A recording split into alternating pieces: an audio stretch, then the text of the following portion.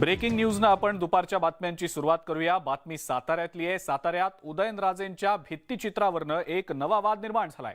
साताऱ्यातल्या पोवई नाक्यावरच्या उदयनराजेंच्या इमारतीवर भित्तिचित्र काढण्याचं काम हाती घेण्यात आलेलं आहे। पोलिसांनी चित्र काढणाऱ्या या पेंटरला खाली उतरवलंय। पालकमंत्री शंभूराज देसाईंच्या घरासमोरील इमारतीवर हे भित्तिचित्र काढलं जात होतं। अधिक माहिती या संदर्भातली आपण जाणून घेणार आहोत। साताऱ्यातले आपले प्रतिनिधी सचिन जाधव सध्या आपल्या सोबत आहेत।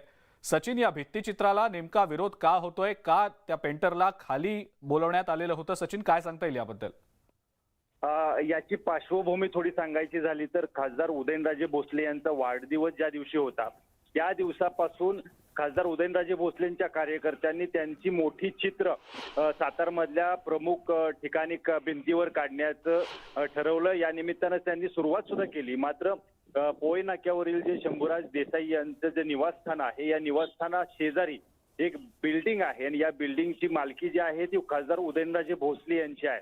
आणि या बिल्डिंगच्या भिंतीवर ते चित्र काढण्याचं ठरवल्यानंतर जेव्हा चित्र काढण्यासाठी सुरुवात केली त्यांनी, जेव्हा याला पोलिसांनी थांबवण्यात आलंय। खरं पाहायला गेलं तर यामुळं या ठिकाणी खूप मोठा वाद निर्माण झालेला आपल्याला पाहायला मिळतंय। कार्यकर्ते उदयनराजेंचे जे आहेत ते या ठिकाणी दाखल झालेले आहेत आणि हे चित्र आम्ही काढणारच अशा पद्धतीने त्यांनी मानस व्यक्त केलेला आहे। मात्र या ठिकाणी पोलिसांचा विरोध होताना सुद्धा आपल्याला पाहायला मिळतोय। आणि सगळ्यात महत्वाचं म्हणजे आता थोड्या वेळानंतर खासदार उदयनराजेंचे कार्यकर्ते असतील आणि मंत्री शंभूराज देसाई असतील यांच्यामध्ये चर्चा होईल आणि नक्की काय पुढे होतं हे आपल्याला पाहावं लागेल। बरं सचिन, धन्यवाद। सविस्तर माहिती आपण दिलीत त्याबद्दल।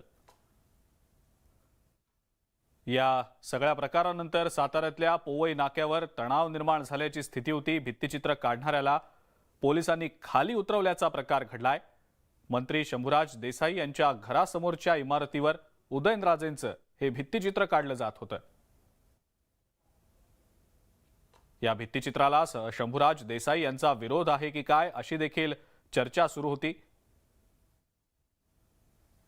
प्रॉपर्टी वैयक्तिक महाराज साहेबांची, त्याला विरोध का होतोय? काल मंत्री महोदयांनी स्वतः पूर्ण मीडियामध्ये सांगितलंय की चित्र रेकॉर्डचा आम्हाला आनंद आहे। पूर्ण मीडियामध्ये मंत्री महोदयांचं स्टेटमेंट आहे। आता एसपी साहेब आम्हाला स्वतः म्हणजे आता चर्चेतनं मार्ग काढू आपण आणि विषय संपवून टाकू। आता पेंटरला खाली उतरल्यानंतर पोलिसांनी ताब्यात घेतलं होतं, नेमकं काय झालं? नाही, ताब्यात नव्हतं घेतलं, शांत बसा म्हणून सांगत होतो। मी स्वतः तिथं होतो। आता परत काढलं जाणार आहे? 100% काढलं जाणार, 100%। आणि यानंतर आपण बातम्या बघूया राज्यातल्या अवकाळी पावसासंदर्भातल्या। राज्यातल्या अनेक भागांमध्ये अवकाळी पाऊस झालाय। काही ठिकाणी मुसळधार पाऊस झालाय तर काही ठिकाणी गारपीट देखील झाली आहे। गारपिटीचा जबर फटका पिकांना बसलाय। हिंगोली, वर्धा, बुलढाणा आणि जालन्यामध्ये संत्र्याच्या बागांसह हरभरा, गहू या पिकांचं मोठं नुकसान झालंय। अवकाळी पावसामुळे पिकांचं मोठं नुकसान झाल्यानं आता शेतकरी हवालदिल झालेत। हातातोंडाशी आलेलं पीक आता गेल्यानं जगायचं कसं हा प्रश्न शेतकऱ्यांपुढे निर्माण झालाय। हे आपण 4 दृश्य पाहतो। हिंगोली, वर्धा, त्यानंतर जालना आणि बुलढाण्यातली या 4ही ठिकाणी आलेल्या अवकाळी पावसामुळे रब्बी पिकांचं मोठं नुकसान झालंय। संत्र्याच्या बागा उद्ध्वस्त झालेल्या आहेत। गहू, हरभरा जो काढणीला आलेला होता त्याचं देखील मोठं नुकसान झालंय।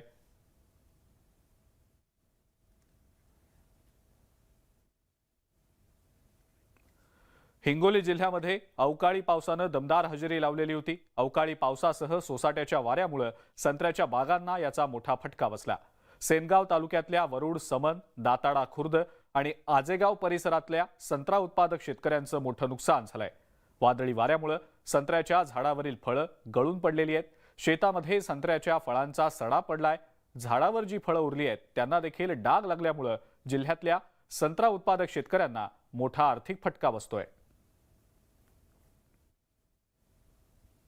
आमची 2.5 एकरामध्ये संत्र्याची बाग आहे, पण रात्री झालेल्या वादळी वाऱ्यामुळे बागेचं खूप नुकसान झालेलं आहे आणि त्यामुळं आमच्या सर्व स्वप्नांवर पाणी फिरलेलं आहे। बागायतीचं 75% नुकसान झालेलं आहे। सरकारने या बाबतीत काहीतरी विचार करावा, शेतकऱ्यांना मदत करावी।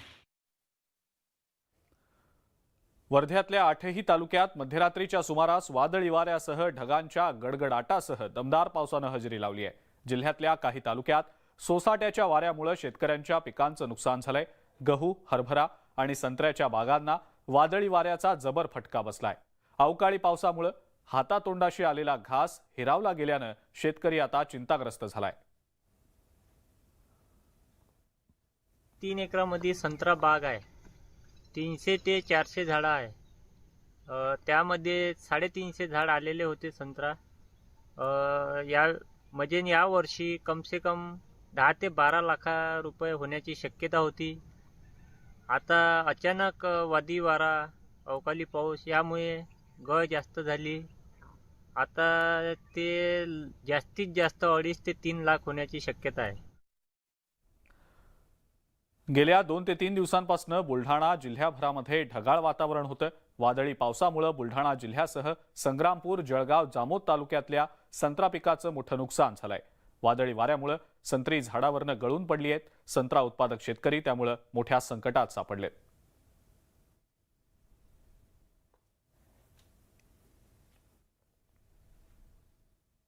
अवकाळी पाऊस झाल्याने आणि वारं वावधान असल्यामुळे आमच्या गव्हा पिकाची आणि हरभऱ्याची खूप मोठ्या प्रमाणात नुकसान झालेली आहे. तरी शासनाने आम्हाला नुकसान भरपाई देण्याची करावी, मी अशी विनंती करीत आहे. जालना जिल्ह्याला सुद्धा अवकाळी पावसाचा मोठा फटका बसलाय. वादळी वाऱ्यासह पाऊस झाल्यानं शेतकऱ्यांचं मोठं नुकसान झालंय. सततच्या पावसामुळे काढणीला आलेला गहू पूर्णपणे आडवा झालाय. ज्वारी आणि मका पिकांचंही मोठं नुकसान झालंय. त्याचबरोबर फळबागांना सुद्धा या अवकाळी पावसाचा मोठा फटका बसलाय. अवकाळी पावसामुळे हातातोंडाशी आलेला घास हिरावला गेल्यानं शेतकरी हतबल झालाय आणि मोठ्या आर्थिक संकटात सापडलेला आहे.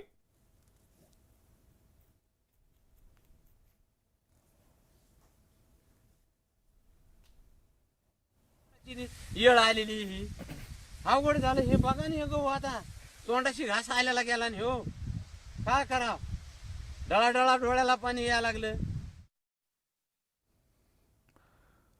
नाशिक जिल्ह्यातल्या ग्रामीण भागातही अवकाळी पावसाचा मोठा तडाखा बसलाय. सलग 2 दिवस झालेल्या जोरदार पावसामुळे तब्बल 191 गावातील 2,500 हेक्टरवरील गहू, हरभरा, कांदा, टोमॅटो, मिरची आणि द्राक्षांसह इतर पिकं उद्ध्वस्त झालेली आहेत. गेल्या काही वर्षांपासून नैसर्गिक आपत्ती सतत येत असून अस्मानी संकटानं हातातोंडाशी आलेला घास हिरावून घेतल्यामुळे शेतकरी हतबल झालाय. अचानक आलेल्या पावसामुळे शेतकरी पूर्णपणे उद्ध्वस्त झालेला आहे. अगोदरच शेतीमालाला भाव नाही, कांद्याची अशी भाव नसल्यामुळे वाताहत झालेली आहे. शेतकरी पहिलाच हैराण आणि आता हे दुहेरी संकट शेतकऱ्यावर आलेलं आहे. आमचा 4 एकर गहू आहे. 4 एकर गहू पूर्ण जमीनदोस्त झालेला आहे. आज 90% नुकसान झालेली. आमचा त्याच्यावर 1.25 लाख रुपये खर्च झालेला आहे. आज आम्हाला त्याच्यातून 10 रुपये सुद्धा मिळू शकणार नाही.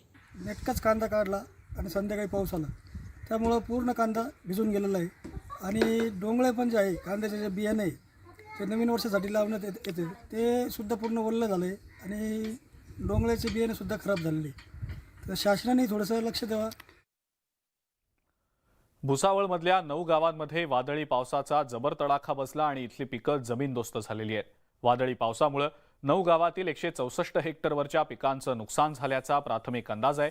वरणगाव परिसरातल्या वेल्हाळा शिवारामध्ये अचानक आलेल्या पावसामुळे मका, हरभरा, गहू आणि केळी या पिकांचं मोठं नुकसान झालं. या नुकसानामुळे शेतकरी हवालदिल झालेला आहे. हिंगोली जिल्ह्यामध्ये अवकाळी पावसामुळे काढणीला आलेल्या गव्हाच्या पिकाला फटका बसलाय. गहू आणि ज्वारीचं पीक मातीमोल झाल्यानं शेतकरी संकटात आहे. बुलढाण्यातल्या अनेक भागांमध्ये अवकाळी पाऊस झालाय. खामगाव, नांदुरा, मलकापूर आणि शेगाव तालुक्यात पावसाची रिपरिप अजूनही सुरू आहे आणि या पावसाचा मोठा फटका इथल्या शेतीला बसलाय.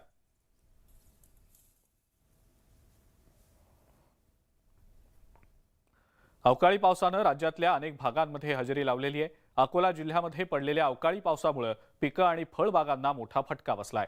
धुळे जिल्ह्यातही अवकाळी पाऊस आणि गारपिटीमुळे गहू, मका, कांदा आणि हरभरा ही पिकं उद्ध्वस्त झालेली आहेत. जिल्ह्यातल्या साक्री, शिंदखेडा, शिरपूर या तालुक्यांमध्ये पिकांचं मोठं नुकसान झालंय.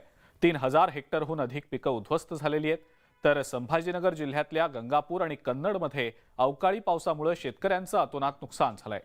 गंगापूर तालुक्यात गारांचा सडा पडल्यामुळे उभी पिकं खराब झाली आहेत. रब्बी पीक हातचं गेल्यानं शेतकरी हवालदिल झालाय.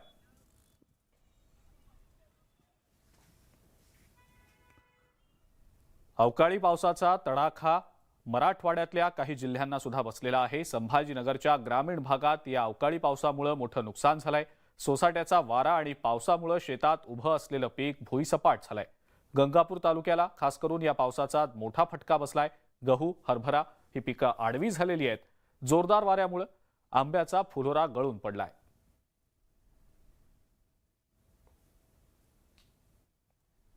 शेतकऱ्यांना मागच्याच खरीप हंगामाचं झालेलं नुकसानाचं अनुदान अद्यापपर्यंत अजून खात्यावर पडलेलं नाही.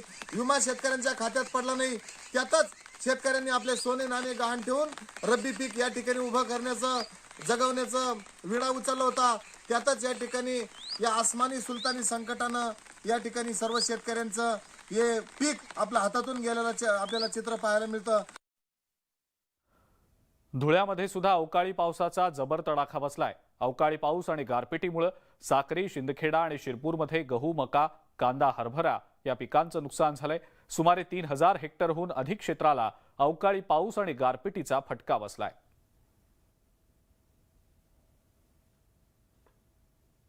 आसमानी संकटाने या परिसरातील शेतकरी पूर्ण हादरलेला आहे.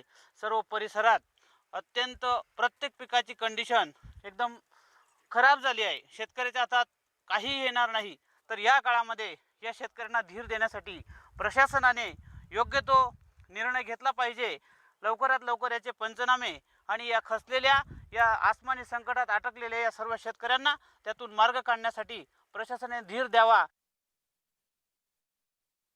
ही माझं 5 एकर क्षेत्र होतं कांद्याचं. 5 एकर क्षेत्रामध्ये भरपूर 60-70 हजार रुपये खर्च केलेले होते. पण आज पूर्ण गारपीट, काल सायंकाळी भरपूर गारपीट होऊन पूर्ण सत्यानाश होऊन गेलेला आहे. काहीच 1 रुपया सुद्धा कमाई येणार नाही.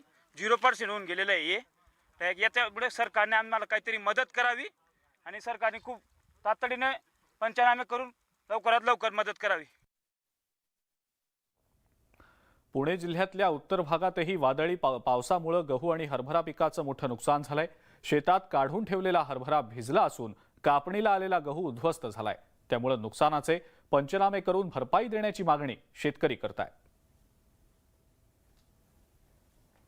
अवकाळी आलीने या पावसाने हातात तोंडाशी आलेला हरभरा, गहू अशी पिकं या ठिकाणी या अवकाळी पावसाने आतोनात नुकसान झालेले आहे.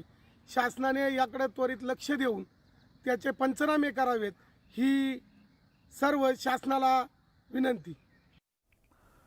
अवकाळी पावसामुळे नुकसान झालेल्या शेतकऱ्यांच्या मदतीसाठी मुख्यमंत्री एकनाथ शिंदे यांनी पुढाकार घेतलाय. नुकसानग्रस्त भागातल्या पिकांचे तातडीनं पंचनामे करण्याचे आदेश जिल्हाधिकाऱ्यांना देण्यात आलेले आहेत. नुकसानग्रस्त शेतकऱ्यांना सर्वतोपरी मदत करण्याचे निर्देश सगळ्या अधिकाऱ्यांना देण्यात आलेले आहेत.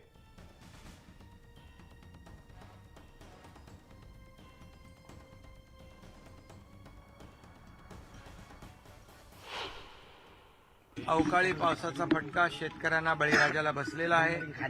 त्या सर्व जिल्हाधिकाऱ्यांना मी सूचना दिलेल्या आहेत, निर्देश दिलेले आहेत की तातडीने नुकसानग्रस्त भागाची पाहणी करा, पंचनामे करा आणि पंचनामे झाल्यानंतर नक्कीच या बळीराजाला, शेतकऱ्यांना शासन मदत करेल. शेवटी हे बळीराजाचं सरकार आहे. शासन हे सर्वसामान्य लोकांचं आहे. त्यामुळे शेतकरी जो आहे त्याला कुठेही हे सरकार वाऱ्यावर सोडणार नाही. जे काही अवकाळी पाऊस झाला ही थोडी चिंतेची बाब आहे. तो कमी एरियात असला तरी त्याचं नुकसान मात्र मोठ्या प्रमाणात आहे. त्यामुळे निश्चितपणे शेतकऱ्यांच्या पाठीशी सरकार उभं आहे. राज्यामध्ये 6 ते 9 तारखेपर्यंत अवकाळी पाऊस पडेल असा इशारा हवामान विभागानं दिलेला आहे आणि त्यानुसार कालपासून राज्यामधल्या अनेक भागांमध्ये पाऊस सुरू आहे. या पावसामुळे शेतकऱ्यांचं मोठं नुकसान झालेलं आहे. शेतीमालाचं मोठं नुकसान होतंय. त्यामुळे सरकारनं शेतकऱ्यांना नुकसान भरपाई द्यावी यासाठी आम्ही सभागृहात आवाज उठवू असं विरोधी पक्षनेते अजित पवारांनी म्हटलंय. अवकाळी पावसामुळं निफाड तालुक्यात, इतर भागात खूप नुकसान झालेलं आहे.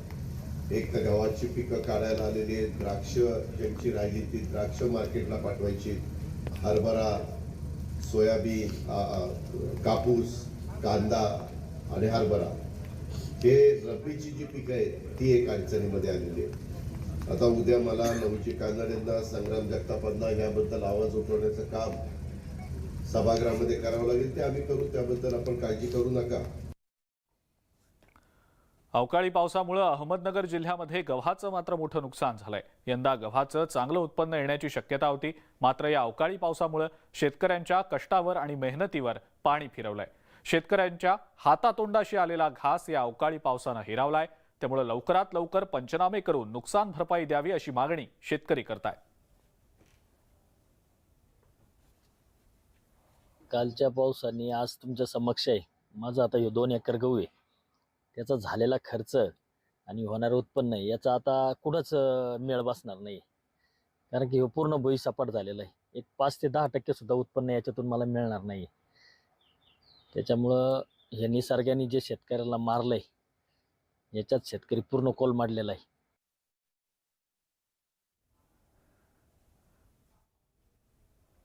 बीड जिल्ह्यामध्ये गारपीट आणि अवकाळी पावसामुळे शेतकऱ्यांच्या स्वप्नावर पाणी फिरवलंय। दुष्काळ, गारपीट, अतिवृष्टी ही 5वीलाच पुजलेली आहे।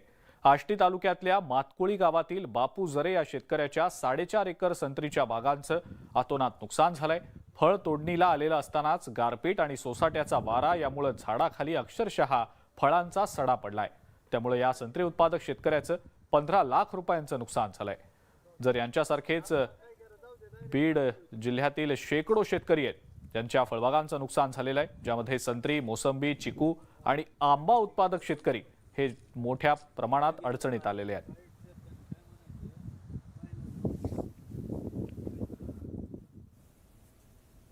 निफाड आणि लासलगाव परिसरामध्ये रात्री वादळी वाऱ्यासह झालेल्या अवकाळी पावसामुळे उगाव इथल्या 2 एकरावरील द्राक्ष बागा पूर्णतः जमीनदोस्त झाल्या। त्यामुळे भाऊसाहेब पानगव्हाणे या शेतकऱ्याचं लाखोंचं नुकसान झालंय। पानगव्हाणे यांनी बँकेचं कर्ज घेत काळ्या द्राक्षाची लागवड केलेली होती। द्राक्ष काढणीला आलेली असताना अवकाळी पाऊस आणि वादळी वाऱ्यानं होत्याचं नव्हतं केल्यामुळे शेतकरी हवालदिल झालेत।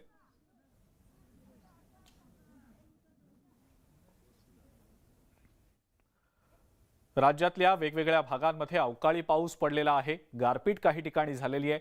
त्यामुळे गारपिटीमुळे आणि अवकाळी पावसामुळे झालेल्या नुकसानग्रस्त भागांमध्ये 2 दिवसात महसूल विभागातर्फे पंचनामे पूर्ण होतील। सध्या सुरू असलेल्या अधिवेशनातच शेतकऱ्यांसाठी भरीव अशी मदत जाहीर होईल असं आश्वासन धुळ्याचे पालकमंत्री गिरीश महाजन यांनी दिलेलं आहे। ज्या वेळेला अशी नैसर्गिक आपत्ती आली त्या काळामध्ये सरकारनं शेतकऱ्यांना तातडीनं मदत देण्याची भूमिका निभावली आहे। मध्यंतरीच्या काळामध्ये यात खंड पडलाही असेल, पण आता असं होणार नाही असंही त्यांनी सांगितलं। माझ्यासोबत खासदार आहेत, आमदार आहेत, जिल्हाधिकारी आहेत, सगळे अधिकारी पदाधिकारी आहेत। पण निश्चित आता अधिवेशन सुरू आहे। पंचनामे करण्याचे आदेश जिल्हाधिकाऱ्यांनी सर्वांना दिलेले आहेत। ते पंचनामे करण्याचं काम सुरू झालेलं आहे सकाळपासून आणि उद्यापर्यंत सर्व या पिकांचे पंचनामे होतील। अधिवेशन सुरू असल्यामुळे हा प्रश्न आम्ही निश्चित त्या ठिकाणी उपस्थित केलाच जाईल। जास्तीत जास्त भरीव मदत शेतकऱ्यांना कशी केली जाईल या संदर्भामध्ये आम्ही मुख्यमंत्र्याकडे, उपमुख्यमंत्री महोदयांकडे या ठिकाणी मागणी करणार आहोत। चिपळूणमधल्या मालघर इथं असणाऱ्या धरणातनं मोठ्या प्रमाणावर पाण्याचा विसर्ग सुरू असल्यामुळे धरणातील पाणी पातळी खालावलेली आहे। पावसाळा अखेर ऑक्टोबर महिन्यात धरणाचे दरवाजे बंद करत असताना लाकडाचा उंडका दरवाजात अडकून राहिलेल्या फटीतनं पाण्याचा मोठ्या प्रमाणावर विसर्ग सुरू आहे। सध्या धरणाची पातळी मे महिन्यामध्ये जशी असते तेवढी खालावल्याचं दिसतंय। त्यामुळे या धरणाच्या पाण्यावर अवलंबून असलेल्या 17 गावांवर भीषण पाणी टंचाईचं संभाव्य संकट निर्माण झालंय। विशेष म्हणजे या परिसरातल्या ग्रामस्थांकडून प्रशासनाकडे वारंवार पत्रव्यवहार करून सुद्धा धरणातनं होणारी पाणी गळती रोखण्यासाठी प्रशासन सपशेल अपयशी ठरलंय।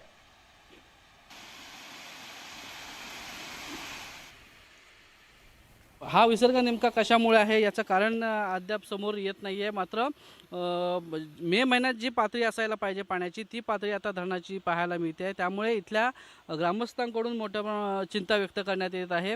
या संदर्भात ग्रामस्थांनी पाटबंधारे विभागाला संपर्क साधला आहे। मात्र गेल्या 4 महिन्यापासून याची कोणतीही डागडुजी न झाल्यामुळे पाण्याची पातळी झपाट्याने कमी होते आहे आणि भविष्यामध्ये पुढचे 4 महिने अजून जायचे आहेत। या 4 महिन्यामध्ये या ठिकाणी मोठ्या प्रमाणात पाणी टंचाई भेडसावू शकते असं म्हटलं जातं आहे। हा जो पाण्याचा विसर्ग आपण पाहतो आहोत, हा पाण्याचा विसर्ग ऑक्टोबर महिन्यापासून सुरू आहे आणि याचं कारण असं आहे की धरणाचा जो दरवाजा आहे या दरवाजामध्ये पावसाळ्यामध्ये एक लाकूड अडकलं होतं आणि ऑक्टोबर महिन्यामध्ये हा दरवाजा बंद करत असताना तो बेंड झाला आहे आणि त्याच्यामुळे हे पाण्याचं लिकेज इथे सुरू आहे। या संपूर्ण प्रकारामुळे या धरणाची पाणी पातळी जी आहे ही आता झपाट्याने कमी होते. पाण्याच्या प्रश्नाबाबत प्रशासन हलगर्जीपणा का करत आहे, धरण प्रशासन हलगर्जीपणा का करत आहे असा प्रश्न निर्माण होतोय. Cameraman Umesh Swapnil Ghag, news 18 Lokmat, Chiplun, Ratnagiri. ब्रेकनंतर आपल्या सगळ्यांचं पुन्हा एकदा स्वागत. बैलगाडा शर्यतीचा नाद खुळा म्हणतात, पण हा बैलगाडा शर्यतीचा नाद जीवघेणा आहे की काय असा प्रश्न पडू लागलाय. कोल्हापुरातल्या मुरगुडमध्ये बैलगाडा शर्यतीचं आयोजन करण्यात आलेलं होतं. या शर्यतीत एकदा नव्हे तर 3दा अपघाताच्या घटना घडल्या. हे अपघात अत्यंत भीषण असे होते. बैलगाडा शर्यतींना कोर्टानं परवानगी दिल्यापासून मोठ्या उत्साहात या शर्यतींचं आयोजन केलं जात आहे. पण अति उत्साहाच्या भरात अनेक अपघात देखील होत आहेत. एका दृश्यात थेट बैलगाडा बाईकला चिरडत असल्याचं दिसतंय, तर दुसऱ्या दृश्यांमध्ये बैलगाडा 5 ते 6 प्रेक्षकांना चिरडत असल्याचं पाहायला मिळत आहे.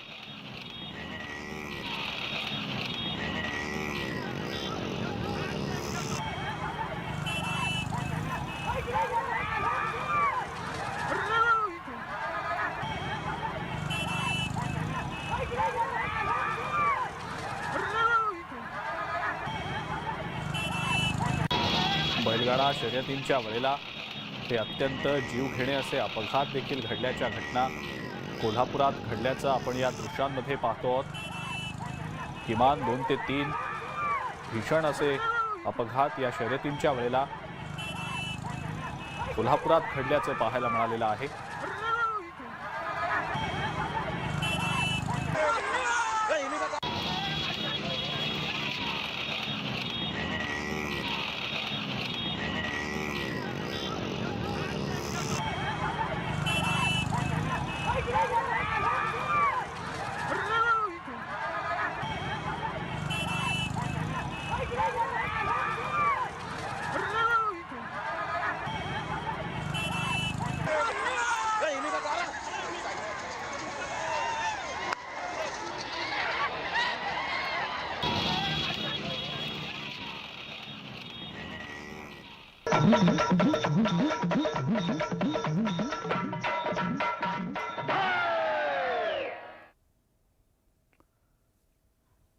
राज्यामध्ये सगळीकडे सध्या धुळवडीचा मोठा उत्साह पाहायला मिळतोय. यामध्ये राजकीय नेते कसे मागे असतील?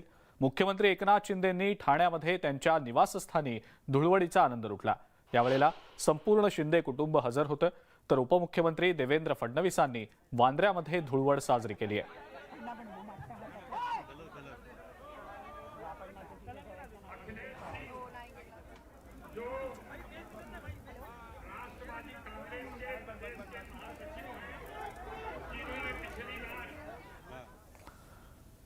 मुख्यमंत्री एकनाथ शिंदेंनी ठाण्यातल्या किसननगरमध्ये कार्यकर्ते आणि पोलिसांसोबत होळी साजरी केली. यावेळेला मुख्यमंत्र्यांनी सगळ्या कार्यकर्त्यांना जिलबी भरवत धुळवड साजरी केली.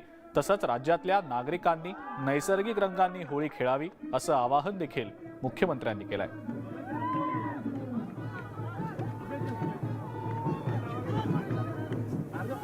आपल्यासोबत मुख्यमंत्री एकनाथ शिंदे साहेब, टेंबी नाक्याचा होळी उत्सव आनंद दिघे साहेबांपासून या ठिकाणी आपण साजरा करताय. आजचा होळी उत्सव आपण मुख्यमंत्री आहात आणि इथे आज उत्सव साजरा करताय. सगळ्यात आनंद आहे की टेंबी नाक्याला हा जल्लोष आनंद आश्रमात सुरू आहे. धर्मवीर आनंद दिघे साहेब सगळे सण उत्सव परंपरा मोठ्या उत्साहात जल्लोषात साजरे करत होते. ही परंपरा त्यांच्या कार्यकर्त्याने आम्ही सगळ्यांनी कायम ठेवलेली आहे, वाढवतोय, पुढे नेतो. आज दिघे साहेब असते, त्यांच्यासोबत कशा होळीचा सण साजरा केला? दिघे साहेब आमच्या सोबतच आहे, ते इकडेच आहे आणि ते सगळा त्यांचा आशीर्वाद आहे, त्यांचा प्रेरणा आहे, त्यांची बाळासाहेबांचे आशीर्वाद आहे, त्यांची प्रेरणा आहे. पोलीस बांधव होळी खेळणार.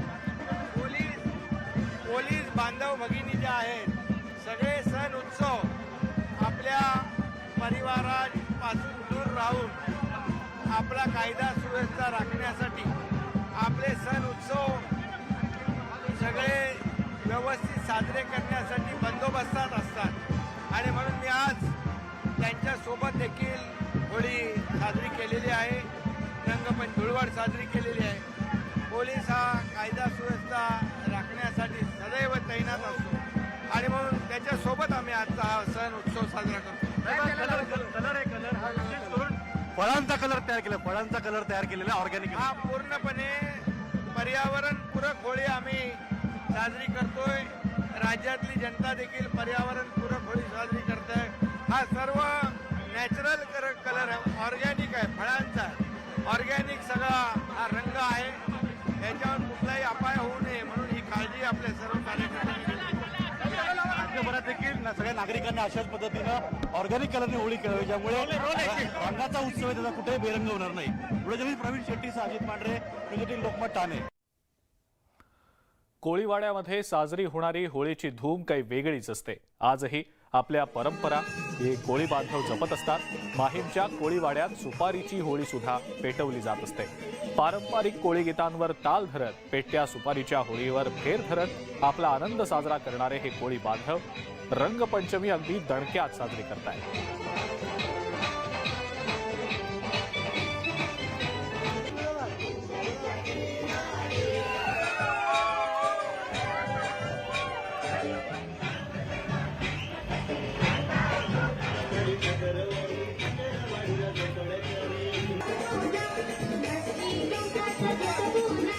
कोळीवाड्यात आपण आता आहोत. आणखी रंगाची एक वेगळी उधळण तर सगळ्याच ठिकाणी आपल्याला बघतोय, पण या ठिकाणी एक वेगळा फ्लेवर आपल्याला दिसतोय.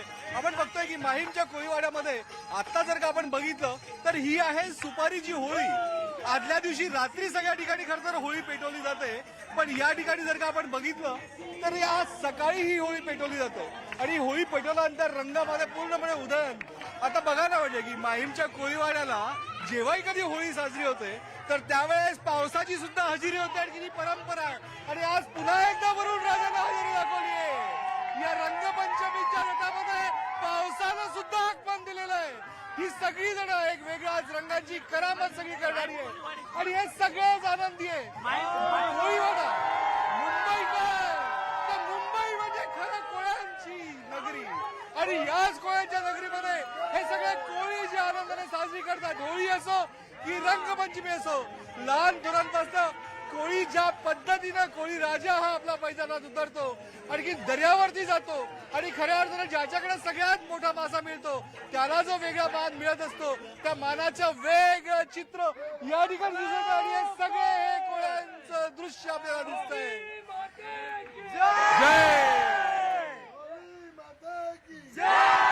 मातेचा जयघोष करत आनंदाने व्यक्त होतात कोळी बांधव. व्हिडिओ जर्नलिस्ट हर्षद गोरकांचा प्रशांत बाग, न्यूज 18 लोकमत, माहीम, कोळीवाडा. मुंबईतल्या समुद्र किनाऱ्यांवर देखील मुंबईकरांचा उत्साह आता शिगेला पोहोचलाय. रंग खेळणाऱ्यांची गर्दी काही कमी व्हायला तयार नाहीये. भर उन्हात सुद्धा कोरड्या रंगांची उधळण करत आबालवृद्ध रंगपंचमी साजरी करताना दिसतायत. पिचकारी घेतलेली लहान मुलं, पाण्याचे फुगे, कोरडे रंग. मुंबईकरांचा हा धुळवडीसाठीचा उत्साह अत्यंत बोलका आहे. मुंबई पोलिसांनी घालून दिलेल्या मार्गदर्शक बंधनांचं उल्लंघन कुणी करू नये यासाठी दर 100 मीटर अंतरावर पोलीस तैनात आहेत. तर दुसरीकडे डोंबिवलीमध्ये साई सेवा सोसायटीत बच्चे कंपनीनं सकाळपासूनच नैसर्गिक रंगांचा वापर करत धुळवड साजरी केली आहे. वेगवेगळे कलर, पिचकारीत पाणी घेऊन ही मुलं धुळवडीचा आनंद घेत आहेत. नवी मुंबईतल्या खारघरमध्ये सुद्धा होळीचा उत्साह शिगेला पोहोचलाय.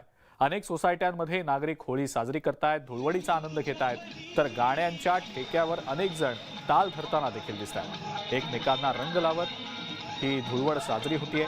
कल्याणमध्ये धुळवडीसाठी म्हणून आबालवृद्ध सप्तरंगांमध्ये धावून निघालेले एकमेकांना रंग लावून संगीताच्या तालावर थिरकत आबालवृद्ध एकमेकांना होळी आणि धुळवडीच्या शुभेच्छा देत आहेत.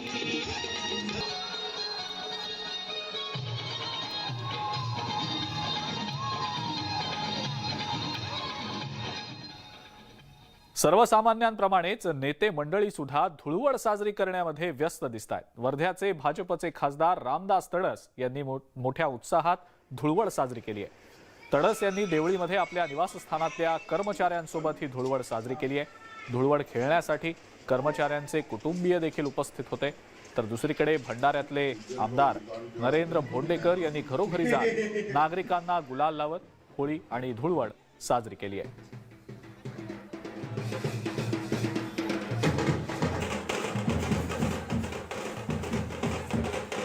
कोकणातल्या शिमगोत्सवाचे रंग तर काही वेगळेच असतात. धुळवडीच्या वेळेला इथं पालखी नाचवण्याची अनोखी परंपरा आहे.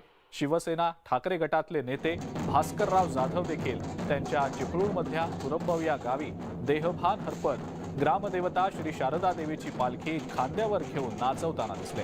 आपल्या ग्रामदेवतेवर प्रचंड श्रद्धा असलेले भास्कर जाधव काहीही झालं आणि कुठेही असले तरी नवरात्रोत्सवात शारदेच्या दरबारात पारंपरिक जाखडी नृत्य करण्यासाठी आणि शिमगोत्सवात पालखी नाचवण्यासाठी पोहोचत असतात. कोकणात पारंपरिक शिमगा सर्वसामान्यांपासून ते राजकीय नेत्यांपर्यंत सगळ्यांच्याच जिव्हाळ्याचा आहे. रत्नागिरीचे पालकमंत्री आणि राज्याचे उद्योगमंत्री उदय सामंतही त्यांच्या मूळ गावी पाली इथं ग्रामस्थांसोबत होळी साजरी करतायत. यावेळेला उदय सामंतांनी ढोल वाजवण्याचा आनंद देखील लुटलाय.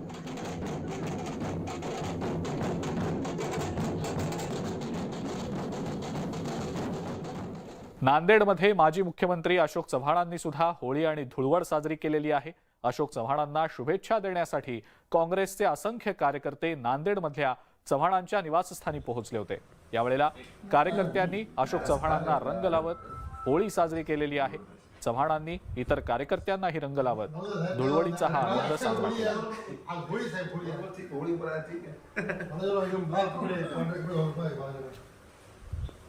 तमाम जनतेला या धुलीवंदनाच्या होळीच्या मनपूर्वक शुभेच्छा देतो. पण एकीकडे शुभेच्छा देत असताना कालच रात्री विजेचा कडकडाट आणि अतिवृष्टी महाराष्ट्रातल्या अनेक जिल्ह्यांमध्ये जे बाकीत हे IMDने केलं होतं त्याप्रमाणे बऱ्याच ठिकाणी झालेलं आहे. त्यामुळे ते लक्षात घेऊन अशा गोष्टीचा तातडीने शासनाने लक्ष देण्याची गरज आहे आणि जे लोक बाधित आहेत त्याचं नुकसान झालंय त्यांच्या बाबतीमध्ये तातडीने पावलं उचलण्याची गरज आहे. जळगाव पोलीस दलातर्फे आज धुलीवंदनाच्या निमित्तानं पोलीस बांधवांनी ढोल ताशाच्या गजरात धुळवडीचा हा सण साजरा केलाय. कामाच्या ताणतणावापासून विरंगुळा आणि आनंद मिळावा यासाठी पोलीस बांधवांनी देखील रंगांची उधळण केली आणि धुलीवंदनाचा हा सण साजरा केला. या उत्सवादरम्यान जळगावचे पोलीस अधीक्षक M राजकुमार, अप्पर पोलीस अधीक्षक चंद्रकांत गवळी, पोलीस उपाधीक्षक संदीप गावित यांनी सुद्धा या धुळवडीच्या कार्यक्रमात सहभाग घेतला होता.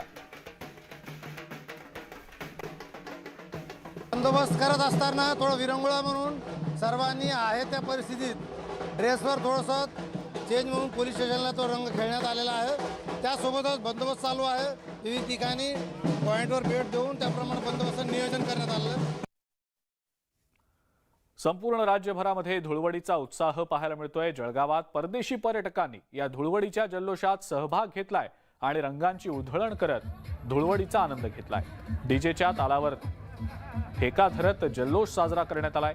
भारतीय सण आणि उत्सवांचा अनोखा आनंद अनुभवल्याचं मत यावेळेला परदेशी पाहुण्यांनी व्यक्त केलं.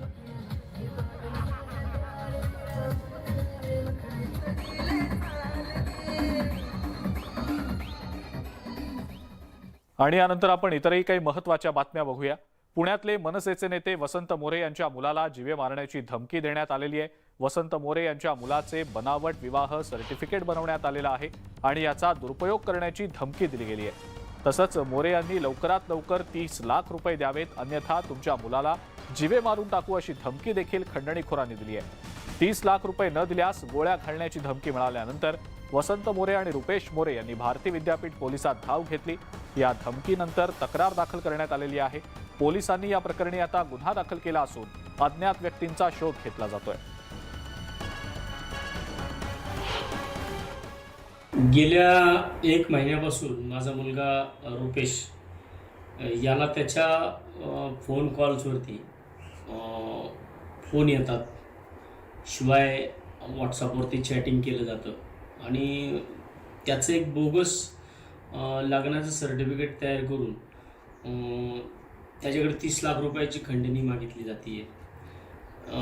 मागच्या महिन्यात 7 तारखेपासून हा सगळा प्रकार चालू झाला आणि त्याच्यानंतर साधारण आम्ही लगेच भारती विद्यापीठ पोलीस स्टेशनला त्या संदर्भामध्ये एक अर्ज पण दिला होता. यानंतरची बातमी ठाण्यातली आहे. ठाण्यामध्ये शिवसेनेच्या शाखेवरनं शिंदे समर्थक आणि ठाकरे समर्थक आमने सामने आलेले होते. यावरून खासदार संजय राऊतांनी शिवसेनेवर टीका केली आहे. सरकारकडून सत्तेचा आणि पोलिसांचा गैरवापर सुरू असून आम्हाला घाबरल्यामुळे शिवसैनिकांच्या विरोधात पोलीस कारवाई करत असल्याचा आरोप राऊतांनी केलाय. तसंच भाजपकडून मुख्यमंत्री शिंदे यांचा वापर होतोय हे सांगताना शिंदेंचं अस्तित्व केवळ ठाण्यापुरतंच मर्यादित असल्याचा टोलाही त्यांनी लगावलाय.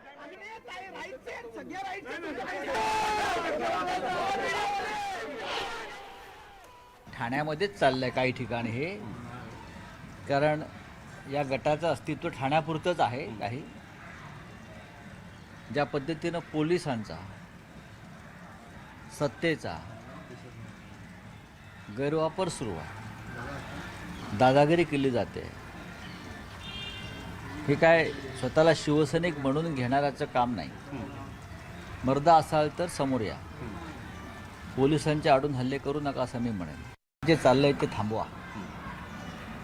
सत्ता आज आहे उद्या नाही. भारतीय जनता पक्ष तुमचा जो वापर करते आहे हे तुम्हाला भविष्यात कळेल तुम्ही किती मोठी चूक केली आहे. शिवसैनिकांवरती हल्ले करून तुम्ही शाखा ताब्यात घेत असाल पोलिसांचा वापर करून, तर ते मुख्यमंत्री पदावरील व्यक्तीला शोभणार नाही. उपमुख्यमंत्री देवेंद्र फडणवीस हे अर्थमंत्री म्हणून पहिल्यांदाच राज्याचा अर्थसंकल्प 9 मार्चला सादर करणार आहेत. ते कोणत्या नवीन घोषणा करणार याबाबत राज्यातल्या प्रत्येकाला कमालीची उत्सुकता आहे. अर्थमंत्री म्हणून फडणवीसांचा हा पहिलाच अर्थसंकल्प आहे, त्यामुळे ते राज्यासाठी अत्यंत महत्त्वाचं मानलं जात आहे. उद्या आर्थिक सर्वेक्षण अहवाल सादर केला जाईल. मुख्यमंत्री एकनाथ शिंदे यांच्या नेतृत्वाखालील सरकारचा हा पहिलाच अर्थसंकल्प आहे. अर्थसंकल्पाला लोकाभिमुख चेहरा देण्याच्या उद्देशानं फडणवीसांनी राज्यातल्या जनतेच्या सूचना मागवलेल्या होत्या आणि योग्य सूचनांचा या अर्थसंकल्पात समावेश केला जाण्याची शक्यता आहे. रंगोत्सवाच्या माध्यमातून एकमेकाला एकमेकाच्या रंगामध्ये रंगवतो आणि हे जग सप्तरंगी आहे हे देखील आपण या ठिकाणी दाखवायचा प्रयत्न करतो.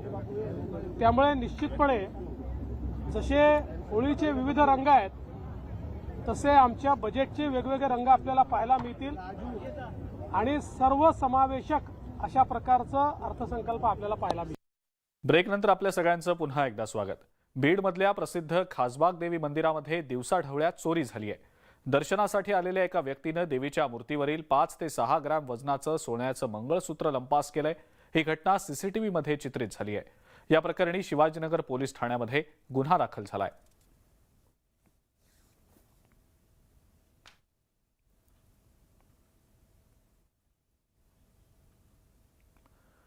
आणि या सगळ्या महत्त्वाच्या घडामोडींसोबतच दुपारच्या बातम्यांमध्ये आता वेळ झाली आहे इथंच थांबण्याची. ताज्या बातम्या आणि अपडेटसाठी बघत राहा फक्त न्यूज 18 लोकमत.